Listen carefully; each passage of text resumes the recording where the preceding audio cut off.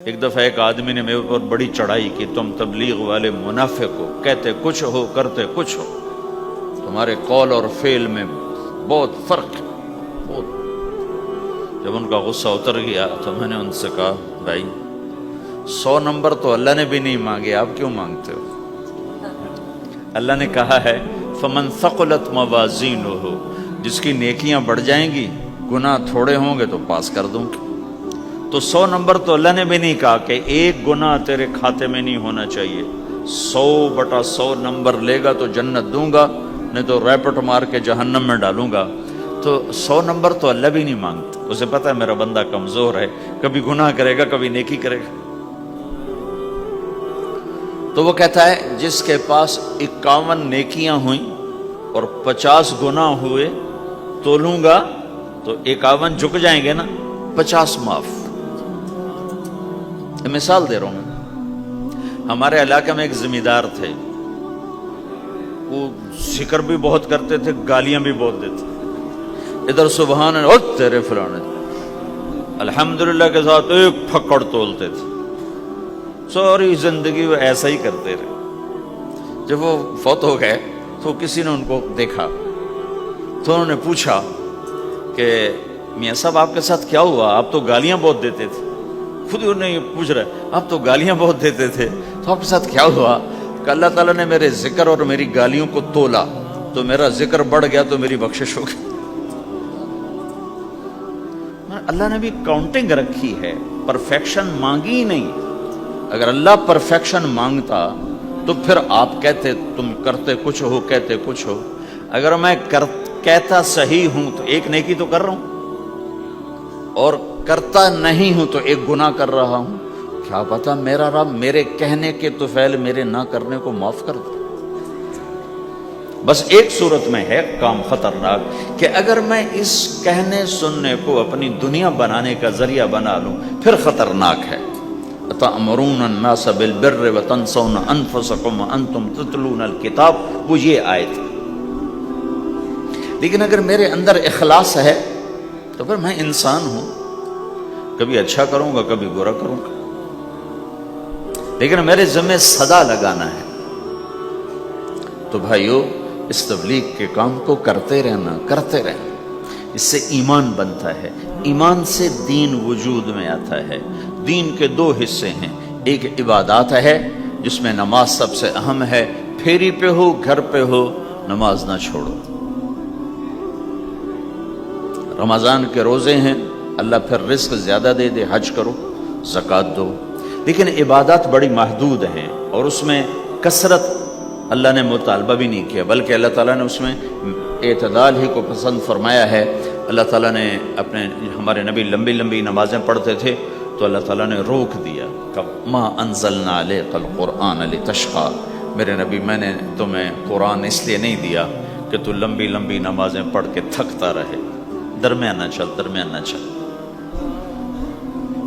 اللہ کے نبی نے تبلیغ میں زیادہ زور دکھایا تو اللہ نے اس پر بھی کہا فلا تذهب نفسك علیہم حسرات، اتنا غم نہ کیا کر کے تو خود ہی ہلاک ہو جائے، نہیں ایسا نہ کر۔ تو عبادات محدود ہیں اور اس میں اعتدال مطلوب ہے۔ سارا دن مصلی پہ بیٹھنا یہ اللہ نہیں دیکھنا چاہتا، اللہ یہ دیکھنا چاہتا ہے کہ تو باہر جاتا کہ میں دیکھوں کہ اب تو کیا کرتا ہے۔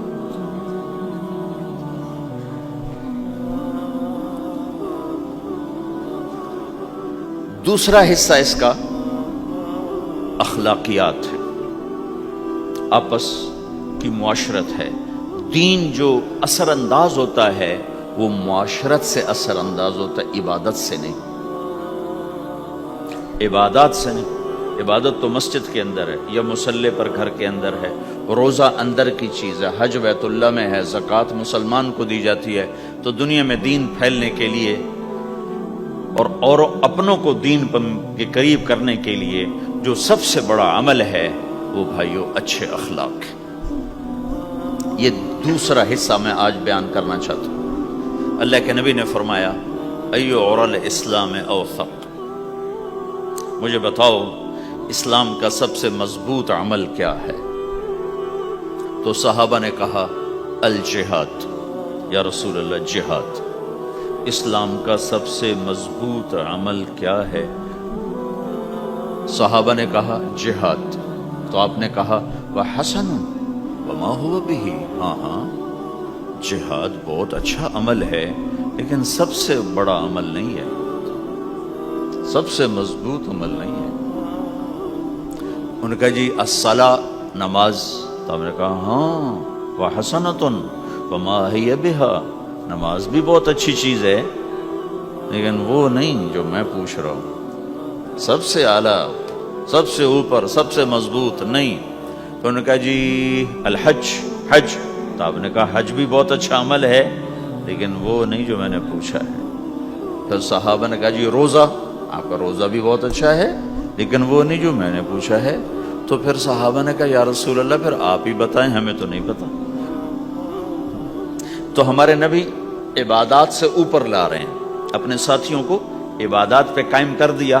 ہر آدمی نمازی بن چکا ہے, ہر آدمی روزے دار بن چکا ہے, ہر آدمی مالدار زکوٰۃ دینے والا بن چکا ہے, اور ہر آدمی حج کا جذبہ پیدا کر چکا ہے. اب آپ ان کو اخلاق پہ لانا چاہتے ہیں, چونکہ اسلام کی تکمیل اخلاق سے ہے. اسلام کو تشبیہ دی گئی ہے گھر کے ساتھ, بنی الاسلام علی خمس. تو بنیا کا لفظ عمارت پر بولا جاتا ہے. تو اسلام کی بنیاد میں ہے کلمہ, نماز, روزہ, حج, زکوٰۃ. اگر اس مسجد کی بنیادیں بھر دی جائیں تو اس کو مسجد تو نہیں کہیں گے نا. ہاں جی بنیادیں ڈال دی ہیں, چھت ڈالنی ہے. جب چھت پڑے گی تو پھر یہ مسجد کہلائے گی. تو اسلام کی بنیاد قائم ہو چکی تھی, اب آپ چھت ڈالنا چاہتے تھے.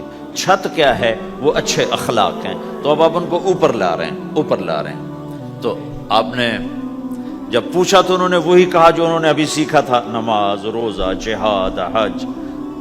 لیکن آپ نے سب کی نفی کر دی, نہیں یہ بھی نہیں, یہ بھی نہیں, یہ بھی نہیں, یہ بھی نہیں. اچھا یا رسول اللہ آپ بتائیں. تو آپ نے فرمایا ان اوثق عر الاسلام الحب للہ والبغض للہ. اسلام کا سب سے مضبوط عمل وہ آپس میں اللہ کے لیے محبت کرنا ہے. اسلام کا سب سے مضبوط عمل وہ آپس میں اللہ کے لیے محبت کرنا ہے. اسلام کا سب سے مضبوط عمل وہ محبت ہے. اللہ کے لیے بغض ہے, اللہ کے لیے محبت ہے. یہ اسلام کا سب سے مضبوط عمل ہے. تو بھائیو, یہ چھوٹا سا معاشرہ اسلامی بن جائے, اس کے لیے بنیاد میں نے پہلے بتا دی, اب چھت بتا رہا ہوں, وہ ہیں اچھے اخلاق. اللہ تعالیٰ نے جب ہمارے نبی نے نماز لمبی پڑھی تو اللہ نے کہا درمیانی پڑھو. میں نے ابھی بتایا تبلیغ میں دکھ زیادہ جھیلا تو اللہ نے کہا درمیانہ چلو. لیکن جب اللہ کے نبی نے اخلاق بلند کیے, اخلاق, تو اس پر بھی اللہ تعالیٰ فرماتا میرے نبی ذرا اتنا نرم نہ ہو, تھوڑا سا سختی دکھا, آنکھیں دکھا, تھوڑا شوشاں کر. ہے تو میرے رب نے کیا کہا, واہ,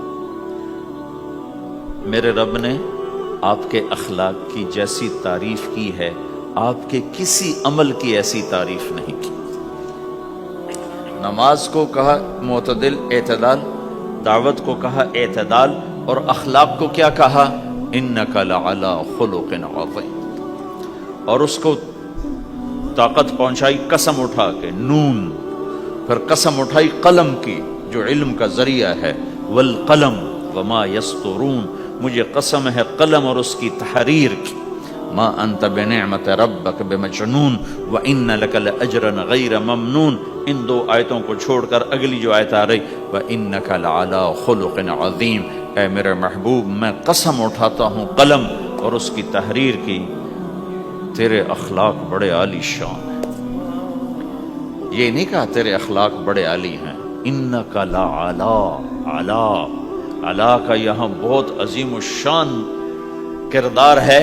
علا یہ بتا رہا ہے کہ اے میرے نبی جتنے اخلاق تصور کیے جا سکتے ہیں وہ سب تیرے تابع ہو چکے ہیں, اور تو ان پہ سوار ہو چکا ہے, تو ان پہ چھا چکا ہے. علا چھا جانے کے لیے ہوتا ہے کہ تمام اخلاق تیرے غلام ہو چکے ہیں. ایک دفعہ آپ نے فرمایا اچھے اخلاق 360 قسم ہیں, 360 قسم, 360 صفات کا مجموعہ अच्छे अखलाक। कोई एक सिफत किसी को मिल गई तो जन्नत में चला जाएगा। तो अबू बकर रजी अल्लाह अन्हु सामने बैठे थे, कहने लगे या रसूलल्लाह अफी यमिनहा शै, उन 360 में कोई मेरे अंदर भी कुछ है? तो आपने कहा तेरे अंदर सारे का सारा, कोई कमी कोई पूरे। ये आपने और किसी को नहीं कहा, सिर्फ आपने ये अबू बकर से फरमाया कि अबू बकर तेरे अंदर पूरे अखलाक 360। तो भाइयों, आपस की मोहब्बत और अच्छे अखलाक ये इस्लाम का सबसे चोटी का सबक, सबसे आला दर्जे का सबक।